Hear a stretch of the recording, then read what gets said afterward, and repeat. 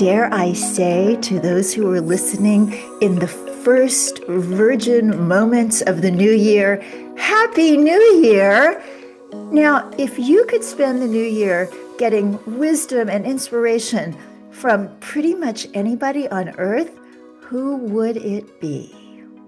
Well, whoever you said, I hope you have it today. And if you said Dr. Michael Greger, as probably I would have said, well, your first wish of 2026 has already come true. Hi, everybody. I'm Victoria Moran. Welcome to the Main Street Vegan Podcast, now in its, oh my goodness, 14th year, and starting that off with Dr. Michael Greger, nutritionfacts.org, New York Times bestsellers, How Not to Age, How Not to Die, How Not to Diet. And now, How Not to Die is a fabulous documentary film as well. And there are cookbooks. Oh my gosh. Santa brought me the How Not to Age cookbook. So I have been making umami sauce and date syrup and all sorts of wonderful, fun stuff in my kitchen that's all super healthy and I think brings a little bit of the spirit of none other than Dr. Michael Greger. Welcome to the program. I'm so happy to be here. Happy New Year! Ah, and it's actually morning. Some of us can do New Year's and have a good morning too. So, you're talking a lot these days about something that I heard about, gosh, as a kid, as a teenager, cholesterol. Well, back then it was kind of new. And now we're in a time when people are saying it doesn't even matter anymore. But you say that's wrong. Tell us everything. It's not that I say that's wrong. It's that the science says that's wrong. In fact, I mean, every major medical organization on the planet says it's wrong. So LDL cholesterol there's a consensus in the scientific community that LDL cholesterol is the primary driver of our primary killer, heart disease, of both men and women. And so it used to be that, there was a certain level at which the kind of a target level of LDL which we wanted to hit, which used to be 70. So for primary prevention, if you have never had a heart attack or stroke, you're trying to prevent your first heart attack, you want to get it down to 70. And thankfully, all one had to do was just eliminate concentrated source of saturated fat, trans fats, and dietary cholesterol. And as a vegan, you would have an average LDL cholesterol of 68. Perfect, right on target, all said, done. Okay, now it's a bell curve. Some do even better than that, and some, even though they're eating healthy, are higher than 70. And so the next step would be go to what's called the portfolio diet, which is we've already removed foods that raise your cholesterol. Okay, next step, add foods to your diet that actively lower cholesterol, pull cholesterol out of your body. And so that's what I've been talking about for ever since Nutrition Facts started 14 years ago. Wait a second, we're the same, just as old as the podcast. It was a good Um, year. it's a good year. But we now have evidence that there's no longer targets really anymore for LDL. The science has moved to the lower the better. And that comes out of various drug trials, which have been able to push LDL super low. And the benefit continues to accrue. There does not appear to be a level at which one doesn't get the same relative risk reduction. Okay, so all of a sudden, just when I thought my cholesterol was fine, no one's cholesterol is fine. I mean, because the cholesterol is the lower the better. And so anything you can do to lower it even better.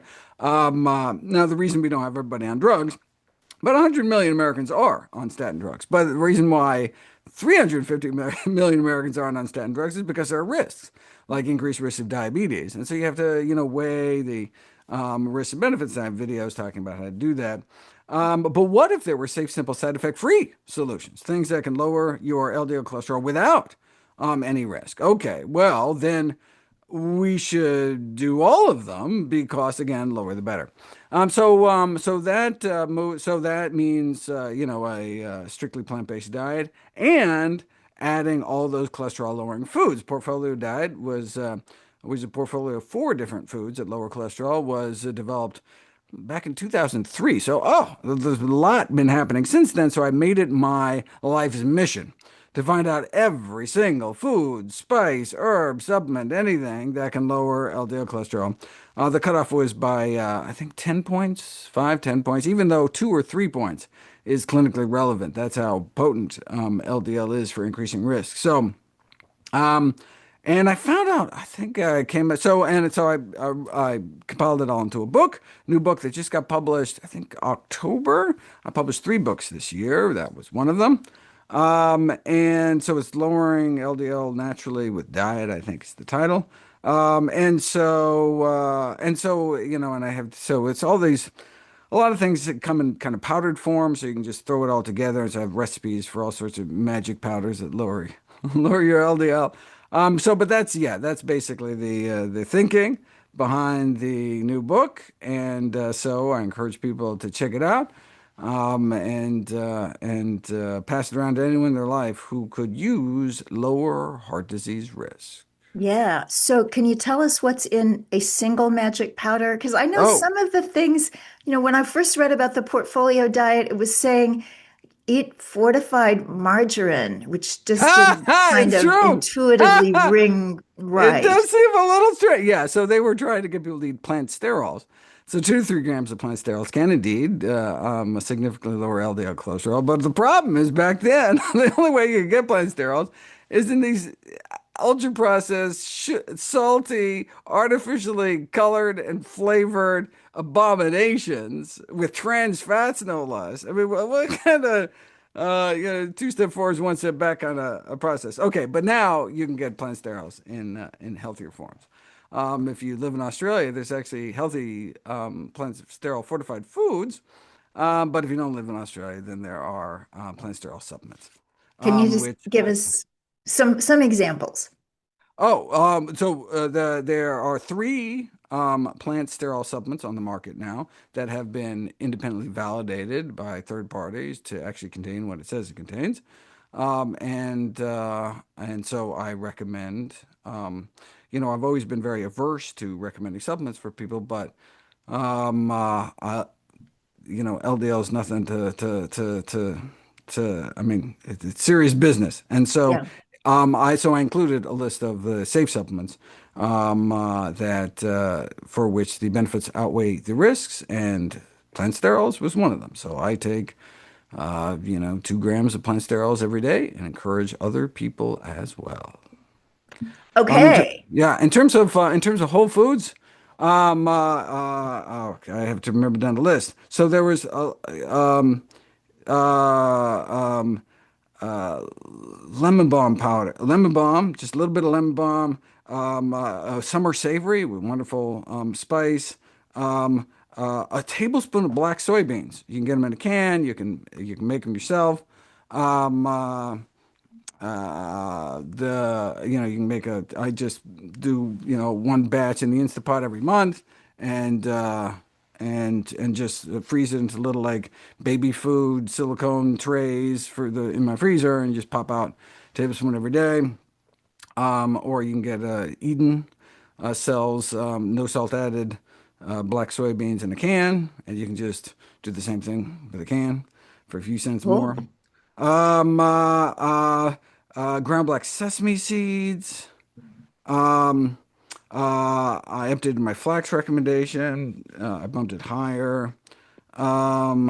Trying to think all this stuff. See, I only make the mix once every month, so I don't. Okay, no, that's all good. It's in the book. It's in Lowering LDL Naturally with Diet, which you can also listen to on Audible, which I have. But now I think I'm going to get the book too, just so I have it there and I can Psyllium. read I'm the looking at the recipe. list Oh, now. Psyllium psyllium. is another. Psyllium's weird because it seems like Metamucil. It is Metamucil, but without all the additives. So yeah, psyllium powder lowers cholesterol thanks to the soluble fiber. Now you don't need to do psyllium, but you need this particular kind of fiber called viscous fiber. So that's the slimy, mucousy fiber found in flax seeds and okra and oatmeal and eggplant. And so if you eat enough high viscous fiber foods, Hmm. then the goal, I believe, is 20 grams a day. If you just do the daily dozen, I believe that comes up to 14 grams. Just do the random daily dozen without specifically targeting, putting any thought into particularly viscous fiber rich foods. And so so the teaspoon with every meal of psyllium powder would bring you up to that 20 if you were eating the daily dozen with no thought to it. Okay, got And you it. want to do that with a full glass of water. You don't want to take psyllium just straight. Okay. Sumac. You know that sumac is actually just a whole food, just little red berries that they ground into a spice. Also, lowers cholesterol, like cumin, amla, turmeric, good stuff. This is Okay, all and good. Well, oh, you know what's let's do, listeners, let's do a challenge. Let's get Dr. Greger back New Year's 2027. We'll all get our LDLs checked within the next week or two, and then we'll see where it is a year from now. don't have, no, let's not wait a year. This is life or death. Let's 2 weeks. You give it 2 weeks, a dietary change. So you're thinking, when you start drugs, they say come back in 6 months, but that's Yeah, because drugs take a while to take effect. But get the benefits of diets within 2 weeks. two Make weeks. so you make your dietary changes, then you get retested in 2 weeks and see where it is. And if it's still not low enough, then you get retested. Then you change more, and then you get retested again in 2 weeks. You keep doing it. Cool. There's a lot of testing, but it's also exciting. So, Dr. Greger, what else is new? What else has come up in the science since we last talked that people need to know about? Everything. I've been looking at. So I've been writing the pain book, How Not to Hurt, which will be out if I finish it in time, December 2026. And finding some phenomenal things people can do. I'm just reading the neuropathy section now. Oh, And so you know how Dr. Roy Swank put hmm. a group of multiple sclerosis patients on a low saturated fat diet, so low in meat, dairy, and junk, and followed them for 50 years, and showed the best results for relapse prevention ever published in the medical literature. There's no drug, there's no procedure, there's no nothing that comes close to what a low saturated fat diet can do. And so this researcher was like, well, I mean, we don't know exactly what's going on, but if it's so good for nerves, let's test it out for trigeminal neuralgia. Ooh. So that's a really horrible disease. Oh, I had it. I got it from a dental procedure in Oh Jesus! 2013. Oh my God. I mean, any other kind of pain pales. Pales. I That's what mean, I'm reading. you That's know, what I'm it's just reading. like childbirth. Are you kidding? You know, bring on the triplets. Yeah, Oh, it's a horrible thing. I yeah. actually was fixed. You know, I very seldom has conventional Western medicine ever done anything great for me. But I was fixed. Wonderful neurologist here in New York, Dr. Mouskop at the New York Headache Center, with magnesium infusions and Botox. Oh, yeah. And, you know, thank God in all these years that has not come back. But tell us, what are you Oh finding? yeah. So yeah, there are surgical interventions. There's all sorts of things you can do, but they're very difficult to treat. So glad to hear that you were able to be successfully treated. Some people suffer their entire lives. Some people even have something called atypical trigeminal neuralgia, where they have constant pain, not just attacks, not just flares, but constant. I mean, can you imagine? Okay. No. Mm-mm. Um, so, um, so this guy was like, well, look, who knows if, a plant-based diet is good for one kind of nerve condition, and was shown in a trial to alleviate diabetic neuropathy better than anything else that's ever been tested. Okay, let's put it up against trade, and found these amazing results, trigeminal neuropathy, something I'd never even heard about. I've never seen this study before. And so super excited to get it out there. And so that's what I'm most excited about this week is getting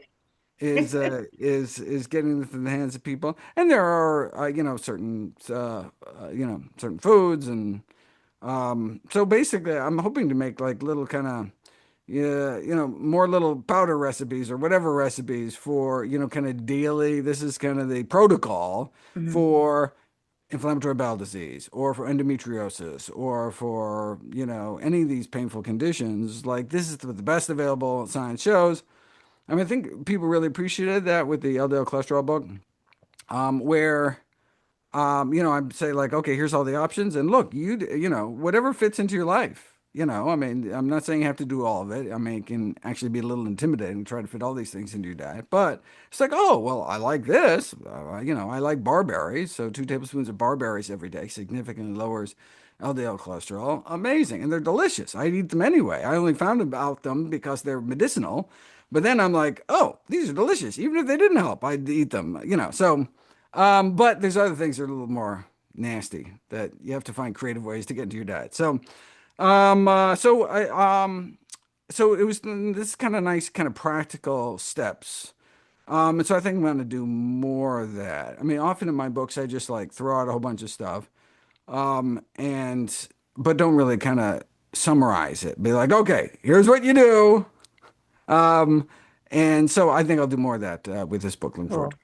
Well, I mean, the books are wonderful. Nutritionfacts.org is the gold standards. Anybody who doesn't go there with any nutrition question they have first is going to the wrong place first, in my opinion.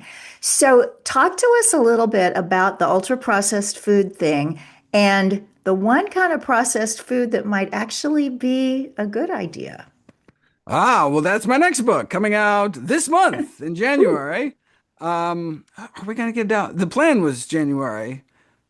Yeah, well, it'll be this month or next month. First book of the year, first book of 2026 is on ultra processed foods.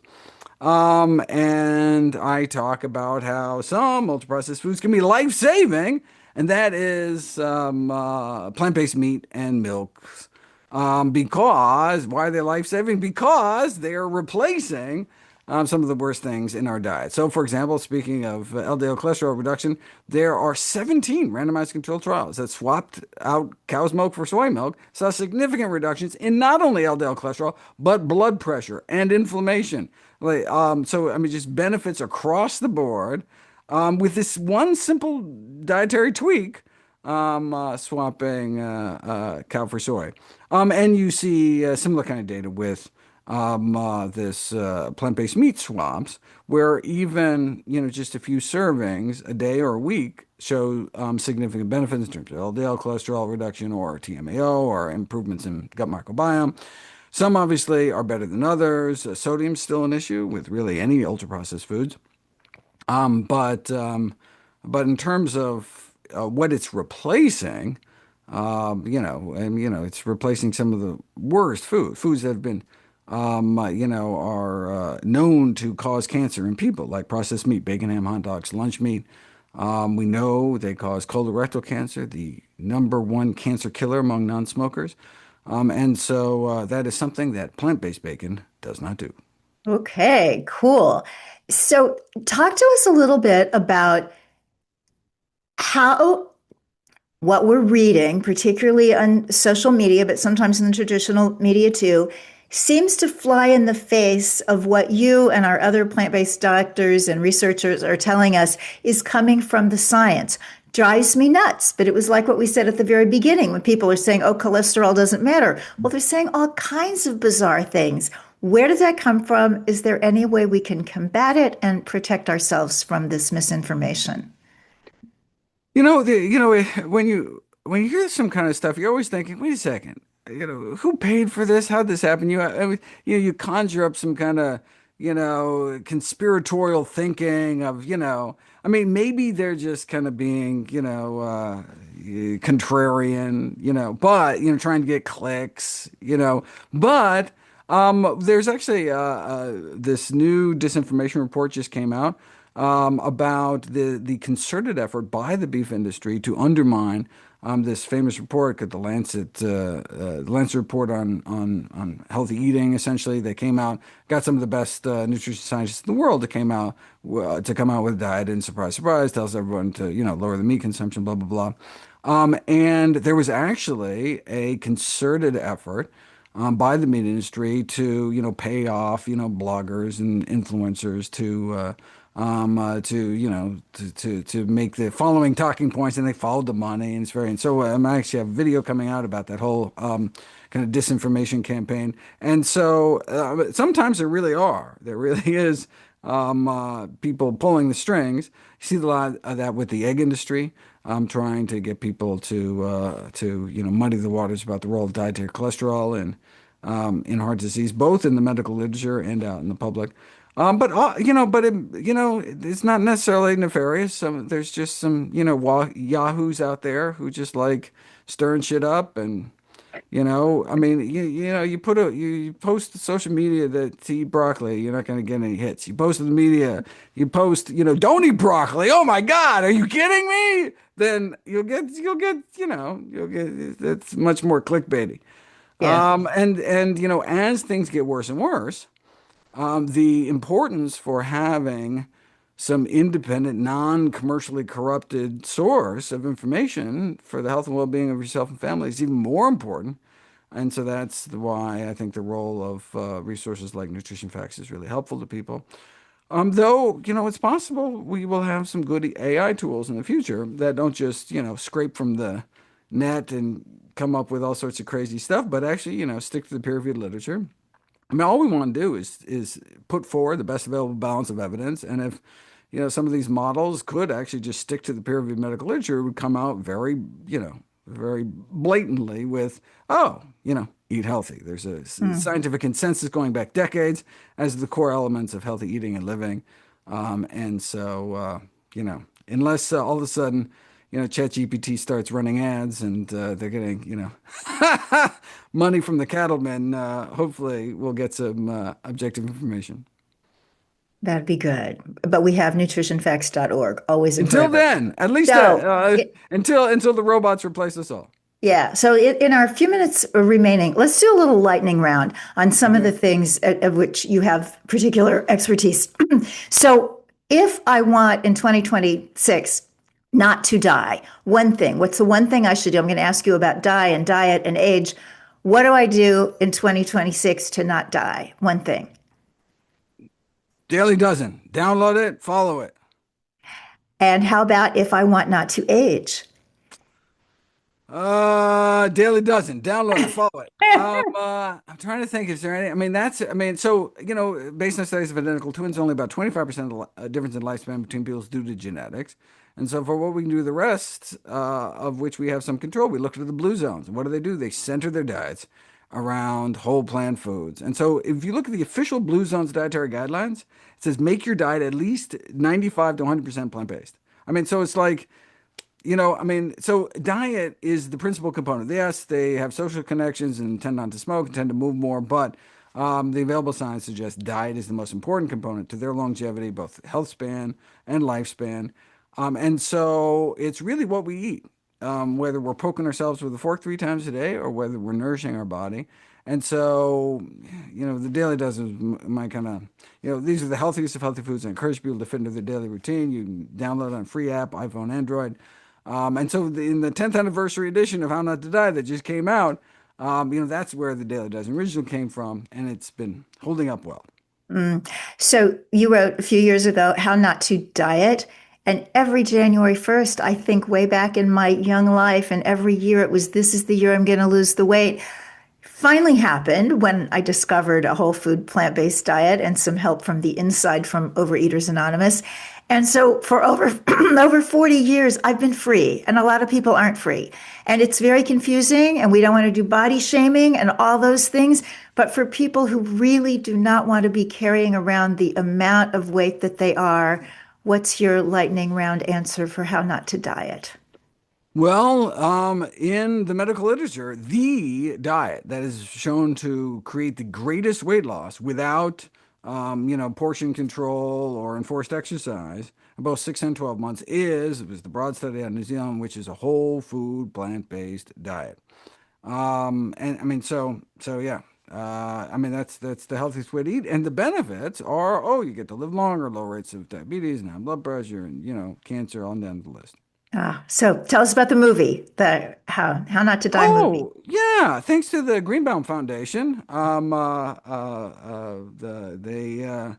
they were like, you need to get your information out there more. I'm like, "Pff, couldn't agree more." They're like, well, we need to, with the 10th anniversary of How Not to Die was coming out, so let's commemorate it with a documentary. And so they had Sean Munson of Earthlings fame put to basically, bring some cameras to my speaking events and just capture it with some background. Of course, bring in all the heavy hitters like Ornish and Esselstyn, et cetera, just to comment. So yet another, plant-based documentary to hopefully inspire people to try to eat healthier. We'll have it as kind of a video day on nutrition facts. Plant Based News is going to run it. Jane Unchained have already run it, and so we will get it out there for those who are interested in seeing some kind of the behind the scenes backstory. So yeah, yeah, that'll be fun. So let me ask you a future projection. Okay, Yes. so we're into a new year. Let's look ahead 10 years. What do you want to see for life, health, knowledge?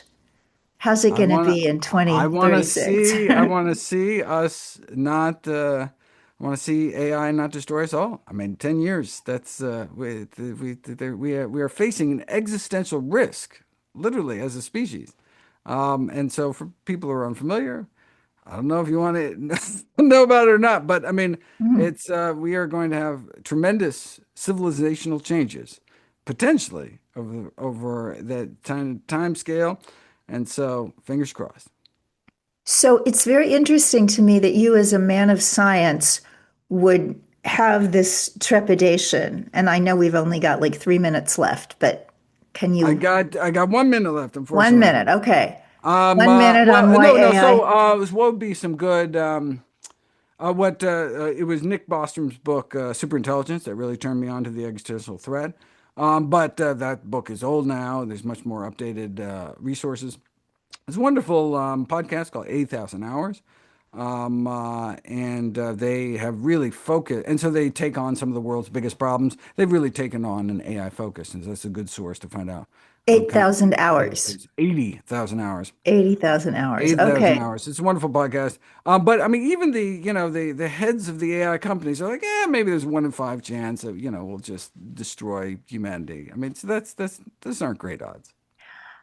Well, let's close with the positive The that positive, 4/5, we're good. well, Woohoo! for whatever we have to face, at least we can be healthy by We can be healthy, right? No, no, that's reading your important. books and showing up for good sense. Dr. Michael Greger, you are a treasure. Bless your heart, and may you have a fabulous year. Thank you so much. Keep up the great work. Thank you. Thank you. And everybody else, let's just hang around and talk a little bit. Oh my goodness, Dr. Greger, isn't he amazing? Such a wonderful, wonderful person. Brilliant, brilliant man. And we all know him for his work in medicine and nutrition, but he's also an animal person. He's also a great giver to animal causes and a great believer in reverence for life and protecting everybody. So, just a couple of messages from Main Street Vegan. We will have a Main Street Vegan course happening in the fall. And that's a way that you can be trained and certified as a vegan lifestyle coach and educator in a real time course where you actually get to meet with incredible people like Dr. Greger. He was part of our 2025 course, and I'll certainly try to get him for 2026. And one of the things that sets us apart at Main Street Vegan Academy is we're not just about health. We're about every aspect of the vegan lifestyle, how you can communicate that to other people, and then how you can turn it into a business or an entrepreneurial opportunity. And we stay with you after the fact. So you're really part of a family, you're part of a community, and we're there for you. So take a look, mainstreetvegan.com. And some people say, but it's not until next fall. What am I going to do all year? Well, I have a couple of offers this year that we haven't done in the past because I know it's a long time to wait. What we're doing in 2026 is opening our alumni support calls, our elite alumni support Zooms every month to anyone who enrolls for the 2026 program. I'm also offering a couple of hours of coaching with me between now and the time that the program starts in the fall. And also, if you want to do something a little bit extra, we are doing a Main Street Vegan Academy New York City Experience, August 7 through 9.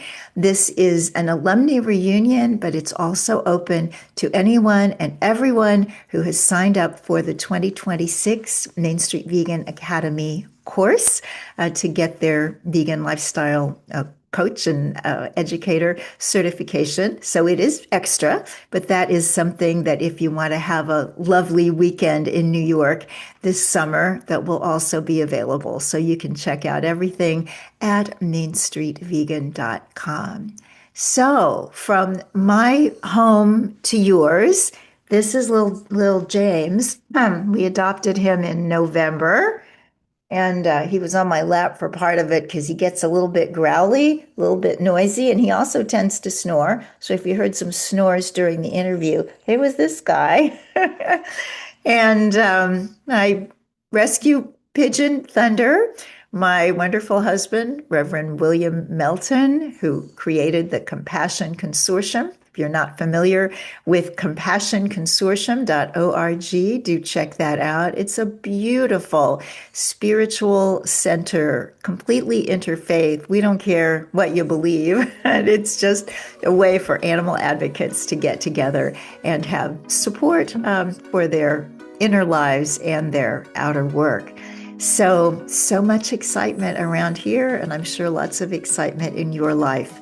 Please let me know what you want from this program. You can write to me through the mainstreetvegan.com website. You can join the Facebook group, the Main Street Vegan Podcast Listeners Group, and just let me know who you like, what you like, and I will do whatever I can to bring you what you're looking for in 2026. Thank you so very much for being part of the Main Street Vegan adventure.